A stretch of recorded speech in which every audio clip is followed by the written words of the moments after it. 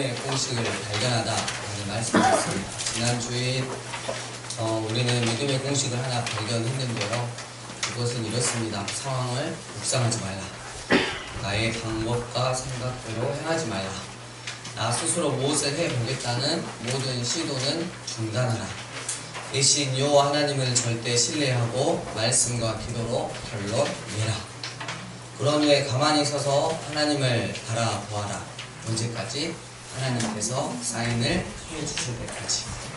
하나님의 때가 되어 하나님께서 사인을 친히 하실 때 믿음의 발걸음을 떼라. 그러면 반드시 나를 위해 일하는 하나님을 보게 될 것이다 라는 말씀이었습니다.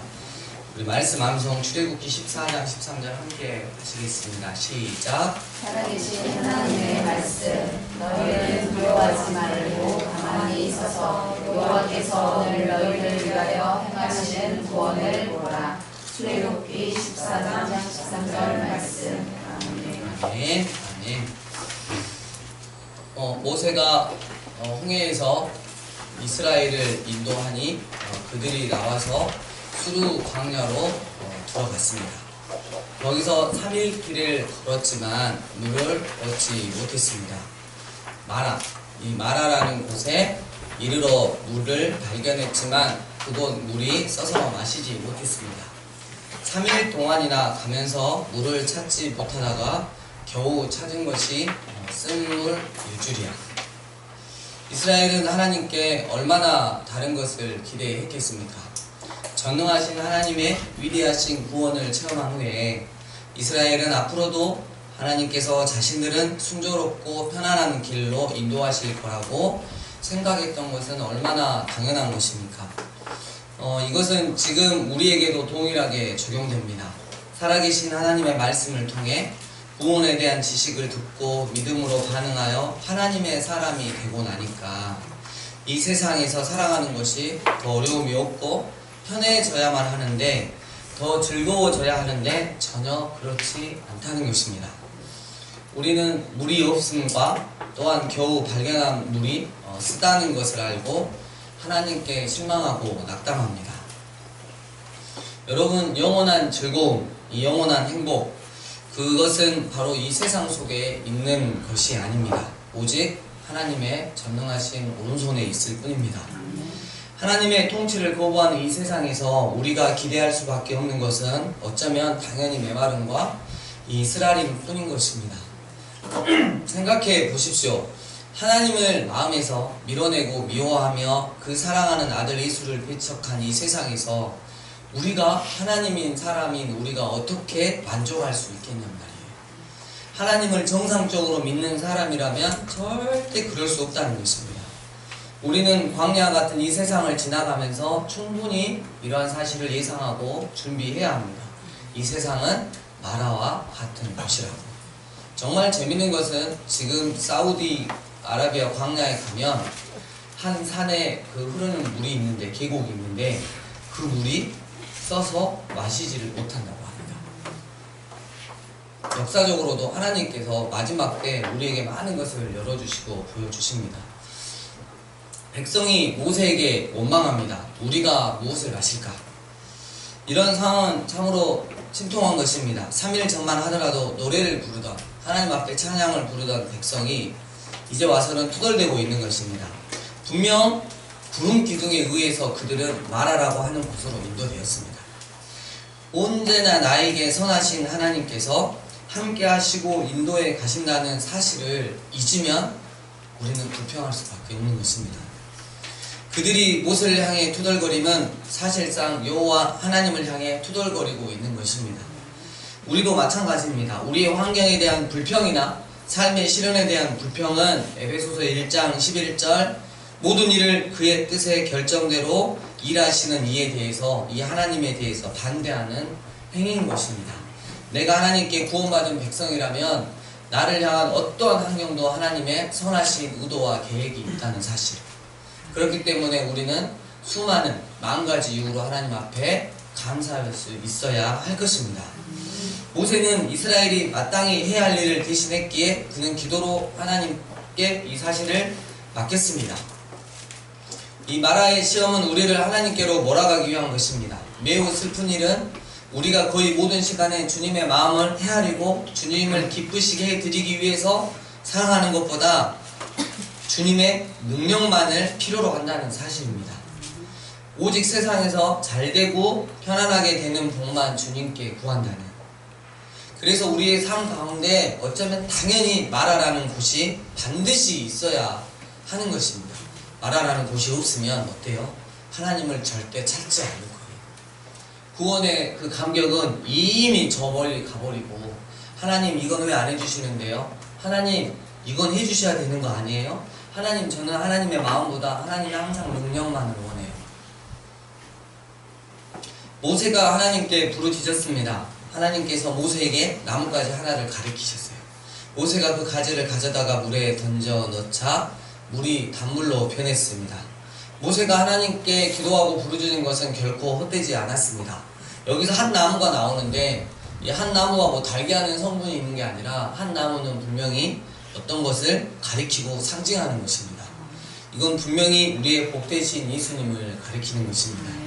광야 같은 쓴맛 나는 세상에서 우리를 달게 해줄 수 있는 유일한 것은 바로 우리 주님의 십자가라고 말씀하고 있는 것입니다. 예수님께서 제공해 주시는 그늘 아래에서 쉬는 것 외에는 이 땅에서 우리 앞에 놓인 쓴잔을 달게 할 그 어떤 것도 없는 것입니다. 그렇다면 그 주님의 십자가를 쓴맛 나는 우리의 삶에서도 이용해야 하지 않겠습니까? 여러분, 바울과 실라가 전도를 하다가 감옥에 갇혔잖아요. 하나님 일을 하다가 복음 가운데, 하나님의 뜻 가운데 살아가다가 갇혔잖아요. 그때 그곳이 어쩌면 마라라는 곳인데, 불평하기보다, 하나님을 원망하는 것보다, 하나님, 제가 하나님 뜻 가운데 하나님의 복음을 전해 살았는데 이런 어려움 수없이 많이 맞고, 그리고 착고에 이렇게 갇혀가지고 움직이도 못하는 그런 상태에서 얼마든지 불평할 수 있겠지만, 바울과 시드라는 그곳을 바로 어떤 곳으로 이용했냐면 주님의 십자가를 이용을 했던 것입니다. 그곳에서 하나님을 예배했어요. 하나님을 찬양하고 오히려 하나님 뜻 가운데 살아가고 있는, 세상에서 맛볼 수 없는 평안과 기쁨 때문에 하나님을 예배했던 것이에요. 그러니까 하나님께서 그 상황을 어때요? 극복을 하게 해주시잖아요. 이제 하나님께서는 마라에서 이스라엘을 테스트하기 위해 법도와 율례를 세우십니다. 다시 말씀드리면 이제는 약속을 딱 세우시는 거예요. 너희가 하나님 앞에서 제대로 살면, 순종하여 내 말을 잘 들으며 내 계명을 따르고 내 모든 법을 지킨다면, 내가 애굽 사람에게 내린, 세상 사람들에게 내린 그 모든 질병으로 너희를 치지 않을 것이다. 나는 너희를 치료하는 하나님이다. 애굽에 있었을 동안에 하나님은 이스라엘에게 여호와의 법도와 계명에 대해서 전혀 언급하지 않으셨습니다. 그러나 이제 이스라엘은 구원함을 받았으니까 하나님의 통치상의 요구사항이 그들에게 주어진 것이에요. 하나님은 이스라엘을 놀라운 은혜로 다스리고 있었습니다. 그러나 여러분, 은혜는 절대 무법함이 아닙니다. 방종이 아니에요. 은혜는 우리를 다만 하나님께 더욱더 빚지게 만드는 게 바로 은혜인 것입니다. 물론 하나님의 계명을 지킴은 우리의 구원과는 전혀 아무런 관계가 없습니다. 하지만 하나님께 구원함의 은혜를 받은 자로서 살아계신 하나님의 말씀에 순종하지 않으면 의로우신 하나님의 징계들이, 의로우신 하나님의 이 징계의 재앙들이 우리에게 닥치게 된다는 사실인 것입니다. 전혀 안 닥친다고요? 내 세상에서 내 마음대로 살았는데 전혀 하나님의 징계를 안 누리고 있다. 그렇다면 그 사람은 하나님께 구원받은 자가 아니라 어쩌면 하나님께 버림받은 자일 것입니다. 이스라엘이 그 다음에 이룬 곳은 엘림이라고 하는 곳이었습니다. 그곳에는 샘이 12개, 종려나무가 79그루나 있었습니다. 여러분, 광야에서 샘이 몇 개요? 12개. 그들은 그곳 물가에 장막을 쳤습니다. 엘림은 마라의 완성입니다. 마라의 쓴물이 나무까지 의하여 단물로 변했고, 그 후에 깨끗한 샘물과 종려나무가 이스라엘에게 그늘과 휴식을 제공했습니다. 이는 우리가 예수님과 교제하면서 그분의 십자가를 우리의 삶에 성실히 적용시킬 때 그분을 위한 고난의 쓴맛은 달게 될 뿐만 아니라 심지어 영원한 하나님의 나라에 이르기까지 하나님이 그의 백성을 위하여 마련하신 순전한 즐거움 안으로 들어가게 하신다는 것입니다. 그렇습니다. 엘림이라고 하는 것은 하나님이 그와 더불어 순종의 길을 걷는 자들에게 주시는 만족을 말하는 것입니다. 이스라엘 자손이 온 회중이 이제 엘림에서 떠나 엘림과 시내산 사이에 있는 신광야라는 곳에 이르니 애굽에서 나온 후 둘째 달 15일이라고 성경은 기록하고 있습니다. 정확하게 날짜를 기록하고 있습니다. 이번에도 이스라엘 모두가 또 원망하기 시작합니다. 우리가 애굽 땅에서 고기 가마 곁에 앉아 있던 때와 빵을 배불리 먹던 때에 여호와의 손에 죽었더라면 좋았을 것입니다. 너희가 이 광야로 우리를 인도해내어 이 온 회중이 줄여 죽게 하는도다. 여러분, 종으로 살았는데 고기와 빵을 배불리 먹었던 때가 많이 있었을까요? 결코 그러지 못했을 때인데 얼마나 하나님을 격하게 불신했으면 이렇게까지 말했을까요? 그때 하나님께서 모세에게 말씀하십니다. 보라, 내가 너희를 위하여 하늘에서 양식을 비같이 내리리니 백성이 나가서 일용할 것을 날마다 거둘 것이라.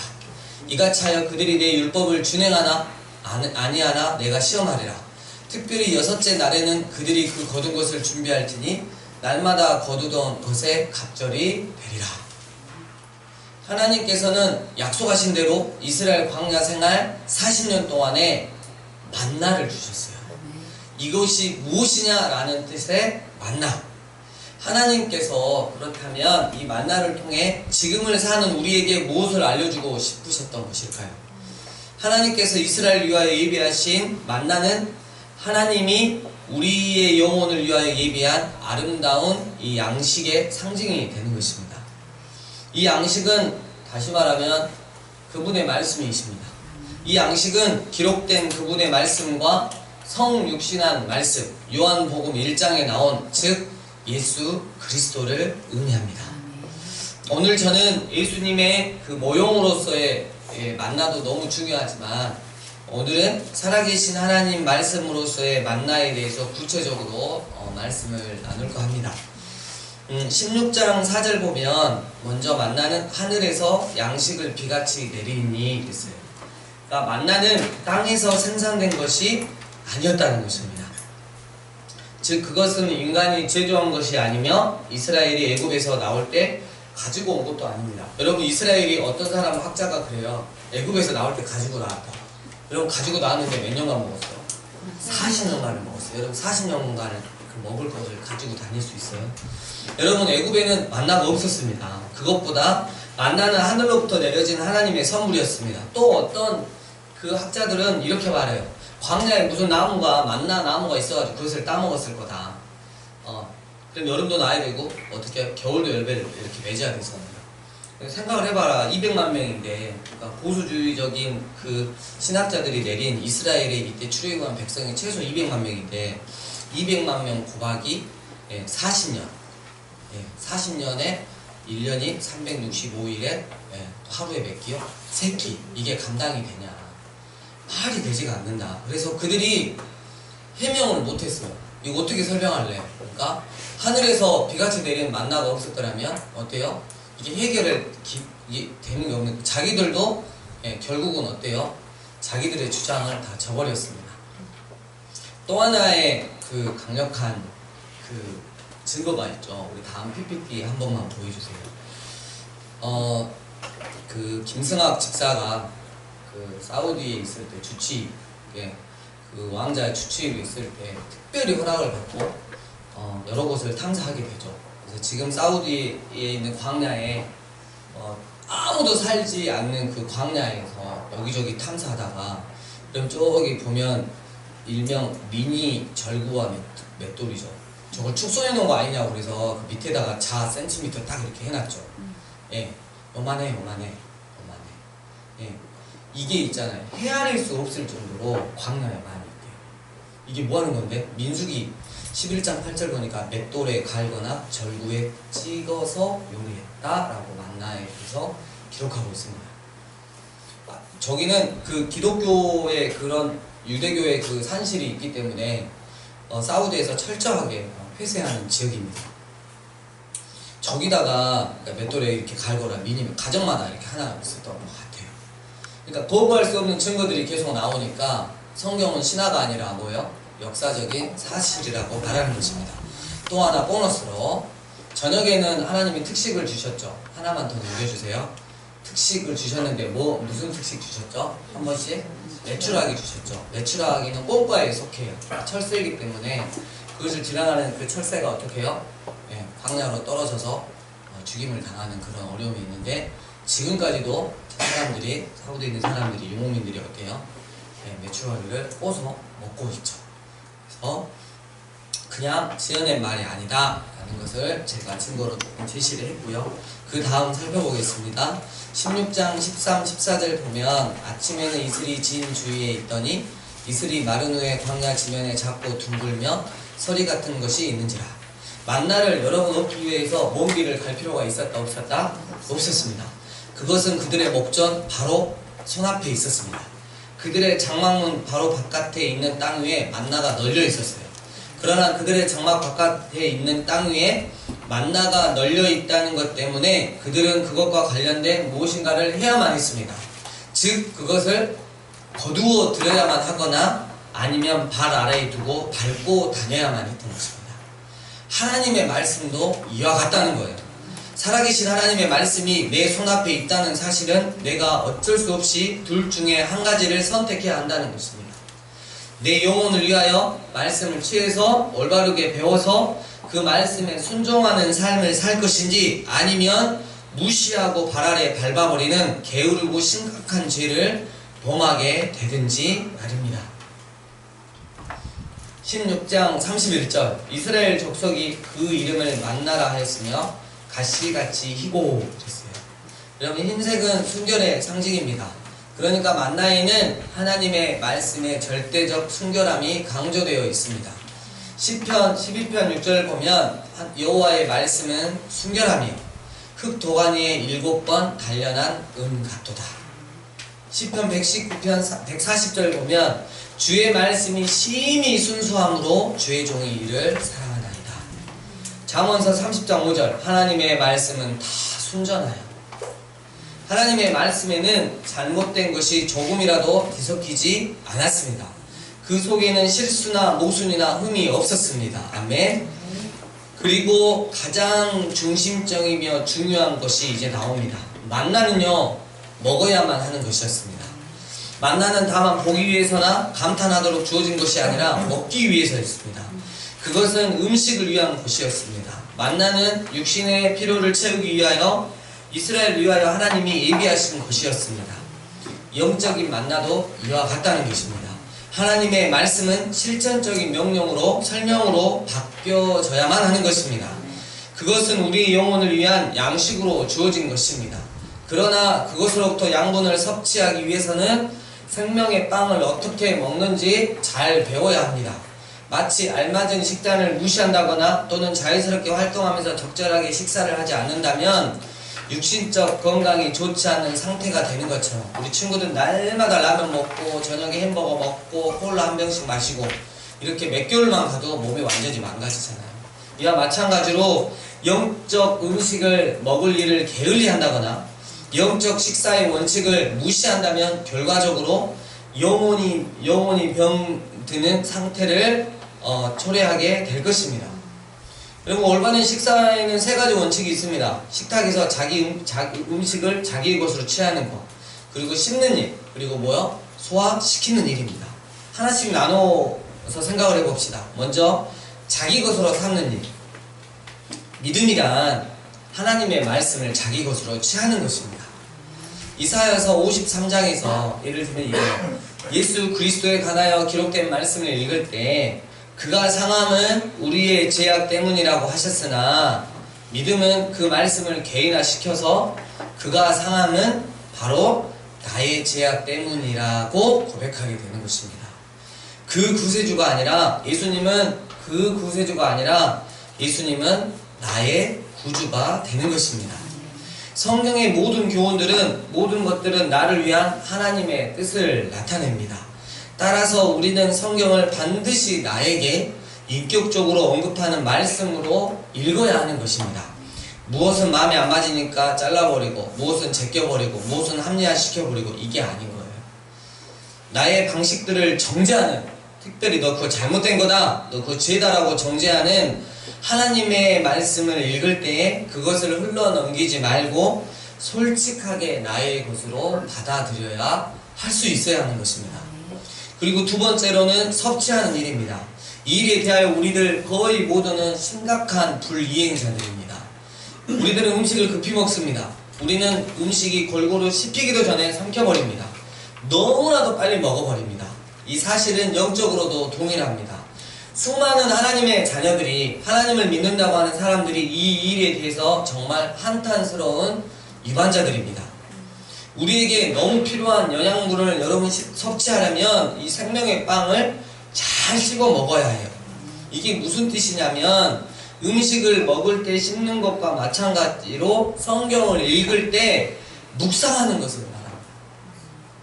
사랑하는 성도님들, 단 한 절의 성경 구절이라도 천천히 그리고 기도하는 마음으로 읽고 또 충분히 묵상하면 10장을 급하게 읽어 넘긴 것보다 더 많은 유익을 얻게 될 것입니다.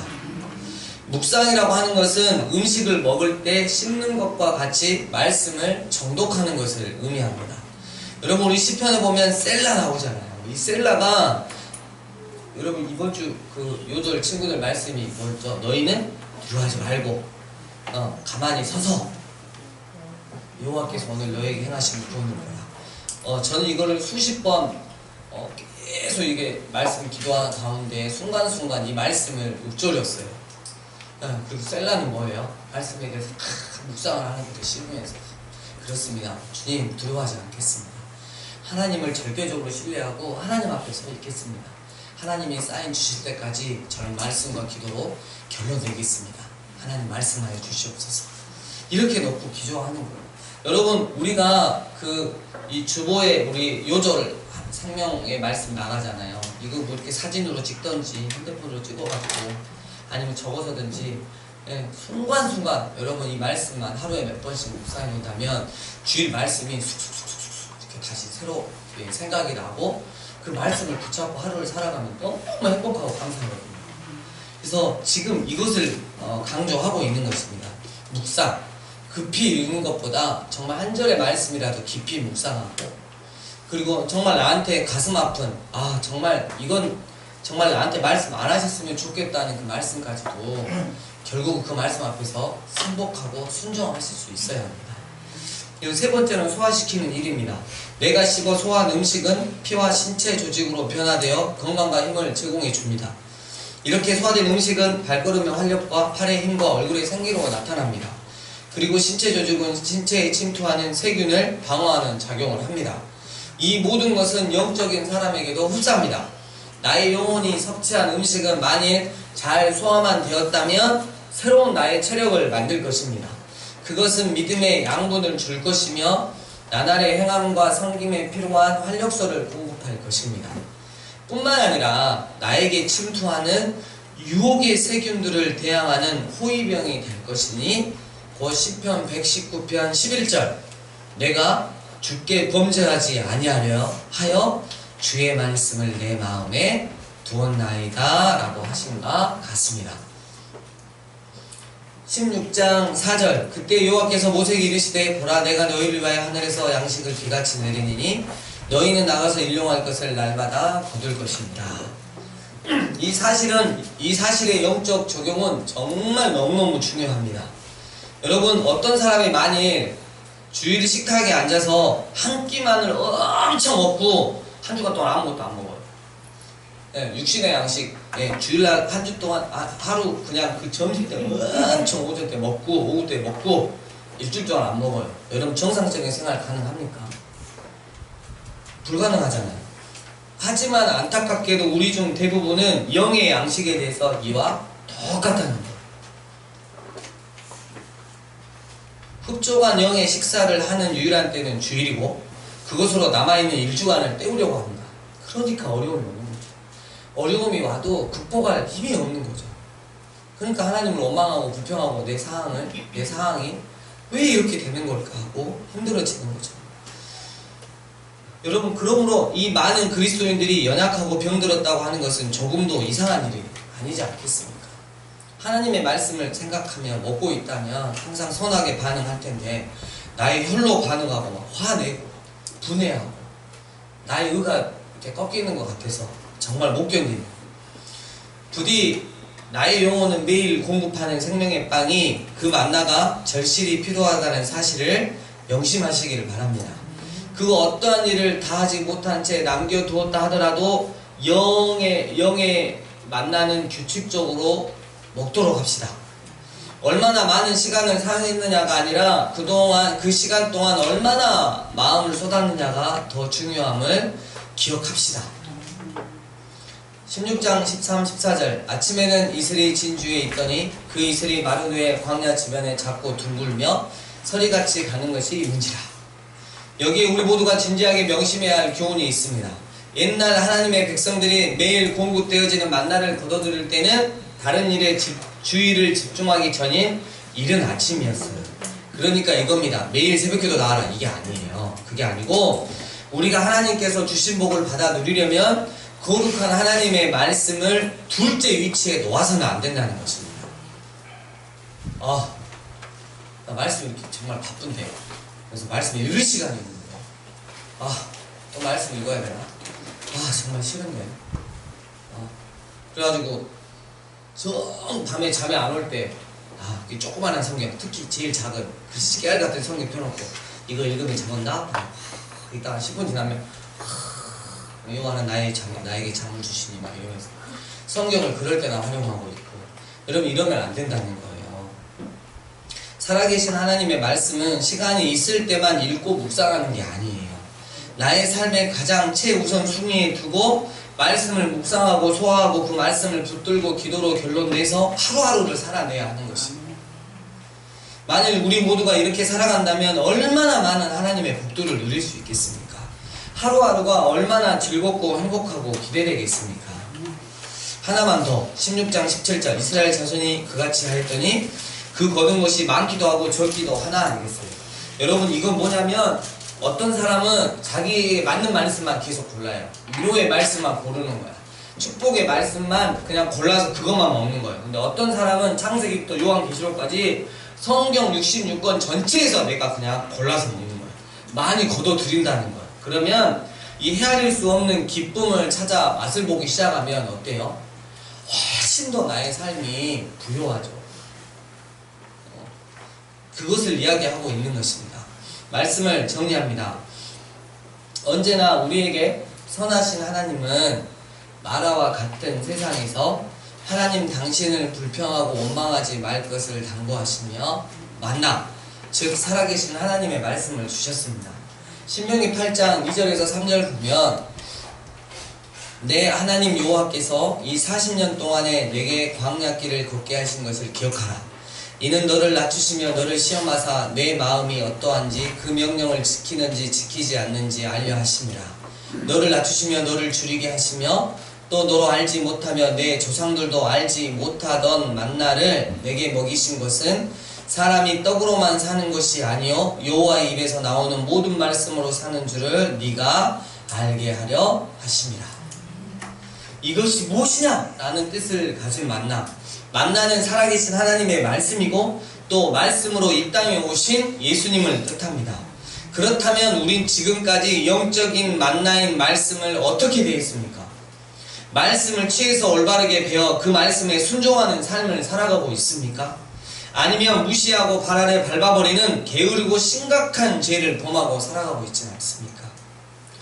주님의 말씀이 심히 순수함으로 그 주님의 말씀을 내가 심히 사랑하며 살고 있습니까? 매일 말씀을 먹어치우며 살아가고 있습니까? 예수님께서 십자가에 매달려 죽으심이 다른 사람이 아닌 바로 나의 죄악 때문임을 말씀을 통해 깨닫고 나의 것으로 삼고 살아가고 있습니까? 아침, 점심, 저녁을 먹는 것처럼 규칙적으로 살아계신 하나님의 말씀을 먹고 있으며 꼭꼭 씹어 소화시키고 있습니까? 혹시 주일에만 말씀을 섭취하고 있지는 않습니까? 주께 범죄하지 아니하려 하여 주의 말씀을 내 마음에 두고 살아가고 있습니까? 거룩하신 하나님의 말씀을 내 삶의 첫 번째에 두고 살아가고 있습니까?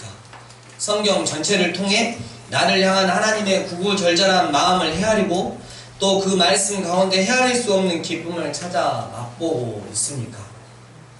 사랑하는 강주 삶의 예배교회 성도님들, 구원의 문제는요, 하나님을 마음 중심으로 믿느냐 안 믿느냐입니다. 하지만 이 땅에서 하나님께서 주실 복을 받아 누리냐 그렇지 않느냐는 살아계신 하나님의 말씀에 얼마만큼 귀 기울이고 묵상하며 기도하고 결론 내서 그 말씀에 순종하는가입니다. 그럼 들어보세요. 신명기 28장 1절에서 6절 말씀 보면 네가 네 하나님 여호와의 말씀을 삼가 듣고 내가 오늘 네게 명령하는 그의 모든 명령을 지켜 행한다면 네 하나님 여호와께서 너를 세계 모든 민족 위에 뛰어나게 하실 것이라.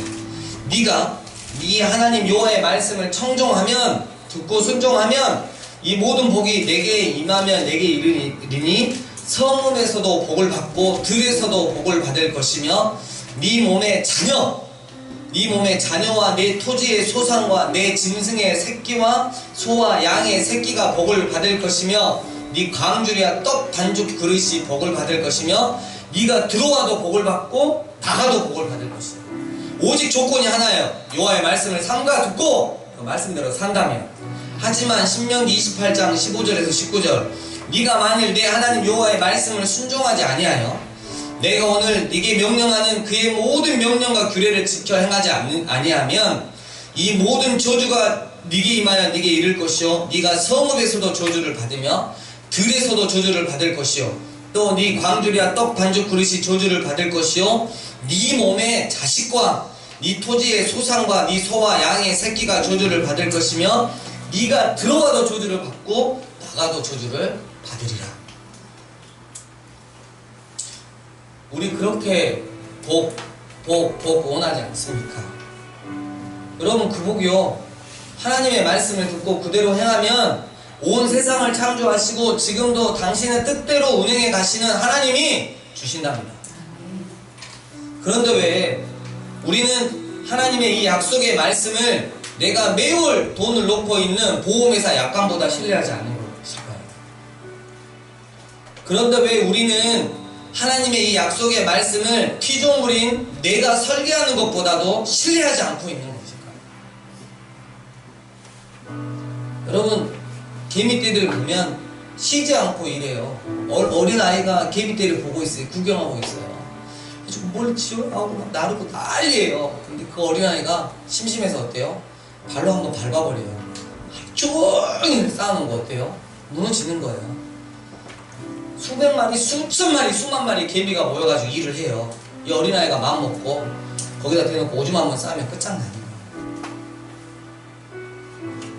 세상의 안전장치는 믿어도 왠지 하나님의 말씀만큼은 믿지 못하겠다고 하는 이상하고도 수상한 우리들. 우리 이제부터 영원부터 영원까지 살아계시는 이 하나님의 말씀을 아침, 점심, 저녁밥 꼬박꼬박 챙겨 먹듯이 그렇게 챙겨 먹고 삽시다. 나 말씀 하루 한 절이라도 아니면 밥 먹지 않을 거야. 그럼 살도 빠진다니까요. 할렐루야. 여러분, 그렇게 챙겨 먹어야 하나님께 순종하는 삶을 살 수 있습니다. 말씀을 먹어치우는 그리스도인이 됩시다. 말씀을 매일 먹어치우는 바로 내가 됩시다. 그래서 하나님께서 주실 복 제발 이 땅에서 충만히 만땅으로 누리고도 사십시오. 우리 주신 말씀 가지고 하나님 앞에 기도하며 나가겠습니다. 기도하시겠습니다.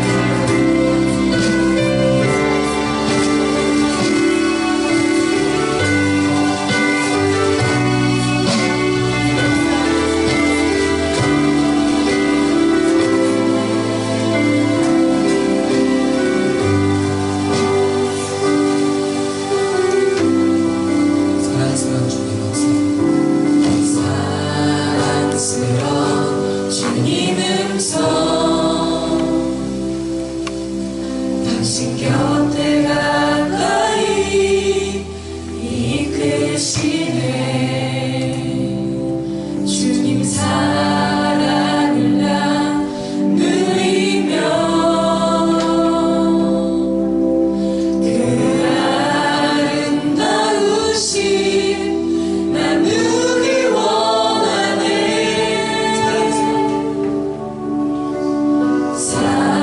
사랑스런 주님 음성 당신 곁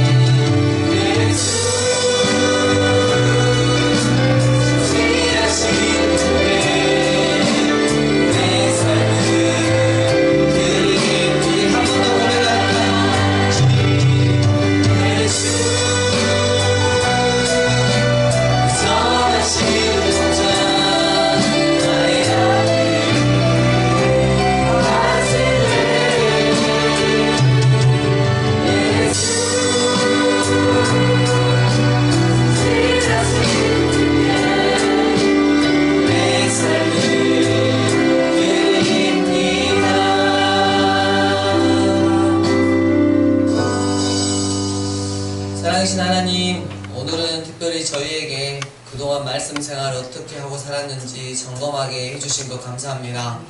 하나님, 말씀을 먹어치우는 하나님의 사람 되길 소원합니다. 하나님, 그렇게 우리가 원했던 복은 하나님 말씀을 잘 묵상하고 듣고 그 말씀대로 살아가면 하물며 우리 집안에 있는 식기까지도 하나님께서 복을 주신다고 하는 말씀이 있었습니다.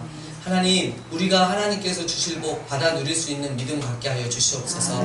세상에 그 어떤 것을 의지하고 그리고 피조물인 내 자신, 내 계획을 의지하는 것보다 하나님의 말씀을 의지하여 하나님께서 주실 하나님 수준의 복을 받아 누리는 우리 사랑하는 예배자들 되었으면 좋겠습니다. 하나님 주신 은혜 너무나 감사하여서 주님께 열의 하나를 구분하여 11조 예물과 또한 하나님 여러가지 감사 제목들로 인해서 감사 헌금 올려드립니다. 주님 흠양하여 주시고 하나님 나라와 이 교회 위에 귀히 사용되게 하여 주시옵소서. 하나님을 사랑하고 이웃을 사랑하는 데 쓰여질 수 있도록 은혜 베풀어 주시옵소서. 주님 사랑합니다. 다시 오실 예수님 이름으로 기도드립니다. 아멘. 이제는 우리 주 예수 그리스도의 은혜와 하나님 아버지의 크신 사랑과 성령님의 교통하심이 말씀을 먹어치우는 그리스도인이 되겠노라고 결단한 이 예배자들 머리 위에, 특별히 다음 세대 위에, 이 강주도심 위에, 평양에서 예루살렘까지 이제와 영원토록 함께 있을지어다. 아멘.